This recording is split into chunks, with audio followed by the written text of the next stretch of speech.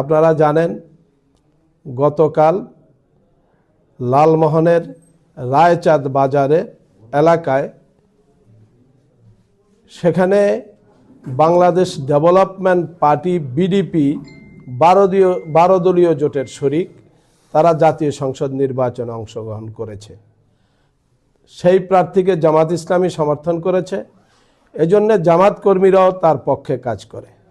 আমাদের মহিলা কর্মীরা সেখানে যখন গণভোটের পক্ষে এবং প্রার্থীর সালাম পৌঁছানোর জন্য ঘরে ঘরে যাওয়া শুরু করেছে, তখন বিএনপির নুননবী মিয়ার ছেলে রুবেল নামে এক বিএনপির কর্মী তাকে সেখানে বাধা দেয়, হেনস্থা করে এবং গালিগালাজ করে। এরপর সে সেখান থেকে স্থান ত্যাগ করে বাড়িতে চলে যায়। এরপরে তার স্বামীকে বিষয়টি জানানোর পরে সে মোবাইলে তাকে জিজ্ঞাসা করলে সেখানেও সে উত্তপ্ত বাক্য বিনিময় করে।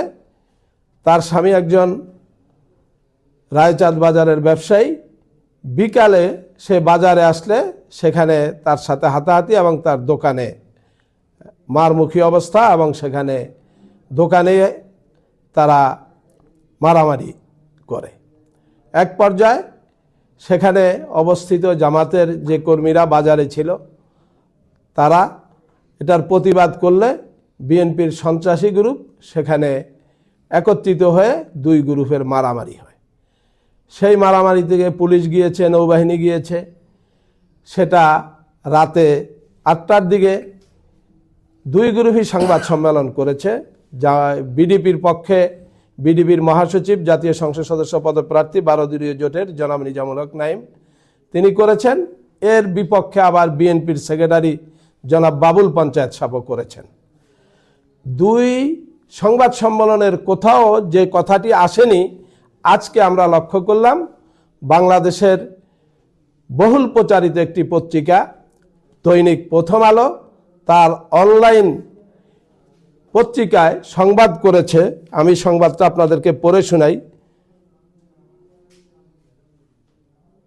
জামাতকে ভোট দিলে বেহেশত পাওয়া যাবে বলা নিয়ে ভোলায় বিএনপি জামাতের সংঘর্ষে আহত 30। আমরা এই সংবাদের শিরোনামের তীব্র নিন্দা এবং প্রতিবাদ জানাই বাংলাদেশ জামাত ইসলামী ভোলা জেলা শাখার পক্ষ থেকে।